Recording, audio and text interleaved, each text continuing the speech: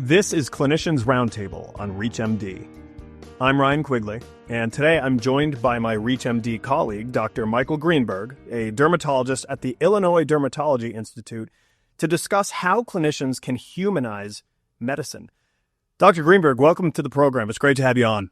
Thank you. And first of all, it's Michael. Let's humanize this conversation. Perfect. Love that, Michael. Thank you very much.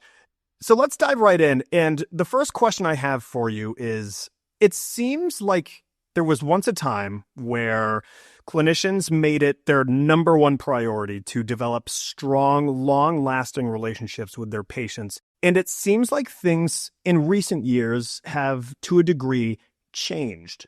What changed, and what is going on in medicine?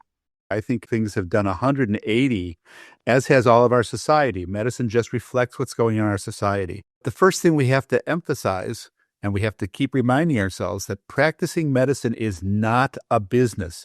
It's a privilege to practice medicine. I won't even call it job because it's not work. I'm 76 years old. I have no intention of retiring, and I've been in practice maybe 45 years. I get to take care of people and families who have been coming to me for all that time. And part of the problem is the language we use and the semantics. Patients used to be part of our families. We knew them. We knew their brothers, the sisters, the grandparents. Now they've become covered lives. We're no longer doctors. We're providers. When you change that, anytime you change semantics, you change the whole energy of the system. Now, we really can get that back, though. There are simple ways, simple things we can do to humanize our practice on a patient-by-patient basis.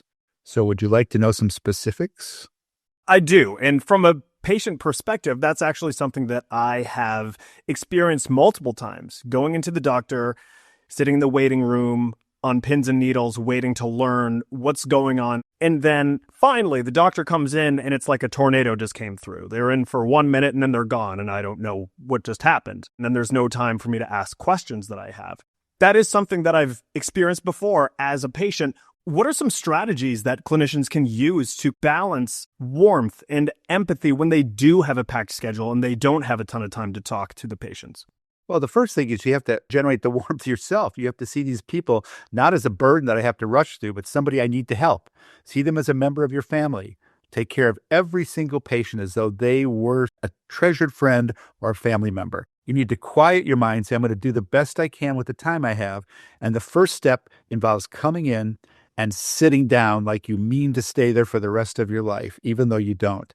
Patients see that. They pick that up. It's like you don't stand when you talk to a patient. You don't hold on to the doorknob and peek your head in. You sit down and relax and take a breath and basically give the message, I'm here. Now let's talk about new patients for a second. This whole process only takes a minute or two. What I've learned to do is to, with every new patient, to say, tell me about yourself. And immediately they start going on about their problem. I go, no. Tell me about you. I want to know about you. What type of work do you do? Are you married? Do you have children, grandchildren, whatever's appropriate? And then I go on with, so if you had a pet, would it be a dog or a cat? And some people say, I have a dog. What kind of dog? I have a Maltipoo, I tell them. And she's a little fluffy Muppet. We talked about that for 1 second. And then the next question is, with it being in Chicago, I'll say, Sox or Cubs? And then I look at the patient. This has taken now less than a minute. And I go, I just want you to know half of those questions have nothing to do with your skin problem. I don't treat skin. I treat people. You have established intimacy right then and there. You have humanized the practice. You are a human being. And then I go on to say, I want to tell you about our practice for like 30 seconds. We don't practice medicine here as a business. It's a privilege. You're going to get taken care of like you're my own family. I don't have all the time in the world, so let's use it appropriately. Tell me now how I can help you. That's how I introduce new patients to humanism. Now, Michael, something you did bring up a little bit earlier is how there are time constraints when it comes to dealing with patients and building that relationship with them. What other barriers get in the way for clinicians to build that relationship with patients that aren't time constraints? Honestly, a lot of it does have to do with time because we get scared and worried about time. But when you're present to a patient for 5 minutes, they think you've been there for an hour. If you're not present with a patient for an hour, they don't think you've been in the room at all. They think you spent 2 seconds with them. So I had a bunch of nurses come to see me a number of years ago. They said, well, we used to have an hour at the patient's bedside, and now we have 10 minutes at best. What do we do? And I looked at him and I said, make it the best 10 minutes that patient ever had. And it's amazing how that turns things around. Other constraints are all the paperwork and the regulatory stuff that we have to do for patients. We have to learn to farm that out to other people. We can't do that. And you also have to put some time constraints for patients. For instance, we need to tell patients that we are constrained by time. Be really honest. I can't do everything for you today, but I'm going to do everything excellently. That's very important that we clinicians explain to patients that part of the way we're acting has nothing to do with us. It has to do that we are time limited by the environment in which we live. Thank you very much for that, Michael. And for those just tuning in, you're listening to Clinicians Roundtable on ReachMD. I'm Ryan Quigley, and today I'm joined by my ReachMD colleague, Dr. Michael Greenberg, to discuss how we can better improve the business of medicine. Now, Michael, something that you've mentioned before is how we can build these better relationships between the clinician and the patient, and that makes the patient feel better. But how can it make the clinician feel better having these strong relationships with their patients? When you become human with somebody and intimate, you learn and grow too. We're not there dictating to patients and writing prescriptions. We're growing emotionally and spiritually with our patients. And when you practice what you could call humane medicine, you get to go home happier. Maybe you're still tired, but you don't burn out as much. And one of the things that needs to be fostered, and I'll use the word and then explain it in a second, is intimacy. Real intimacy is emotional intimacy. It's when you share yourself with your patients. For instance, I had prostate cancer 20 years ago. Every time a patient comes in with prostate cancer, I tell them, hey, I had that. You want to hear my experience with it? And I only tell them good experiences. Patients love that.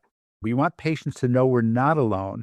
And so if we open ourselves up emotionally to patients, they do better. We do better. We've really helped somebody that way by opening ourselves up. What doctors need to remind ourselves of is that patients aren't coming to us for procedures or pills. They're coming to us for peace of mind. That is so key.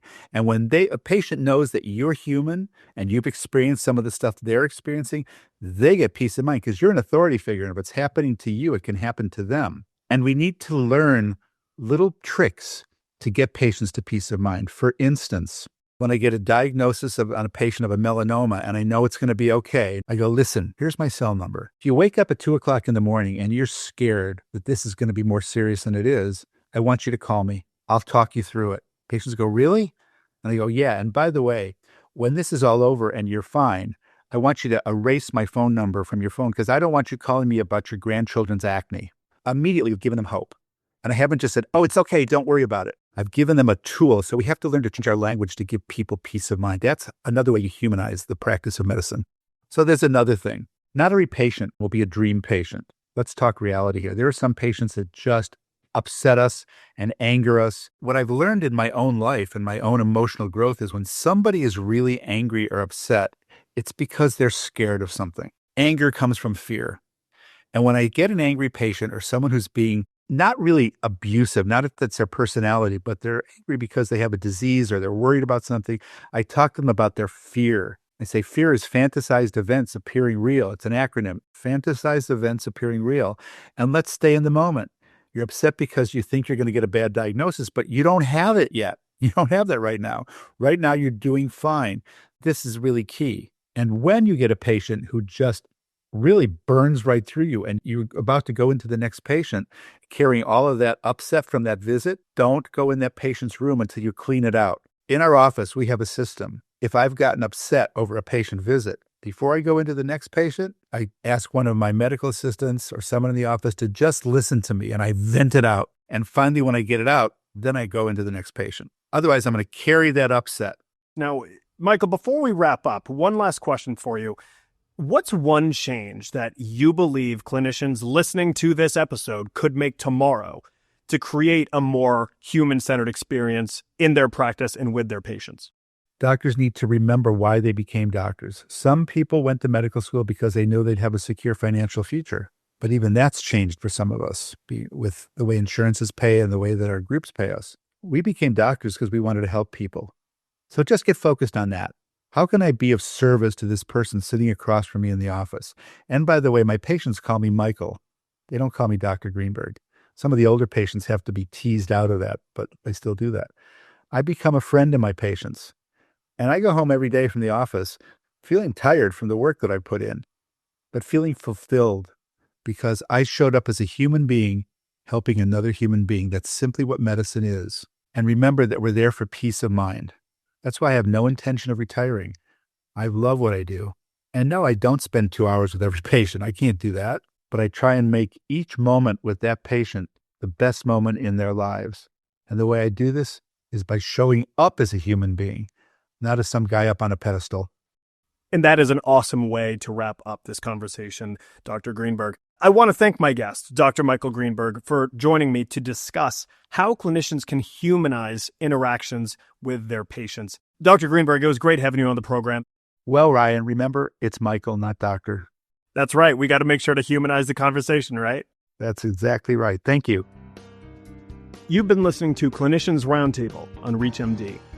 To access this and other episodes in our series, visit Clinicians Roundtable on ReachMD.com, where you can be part of the knowledge. Thanks for listening.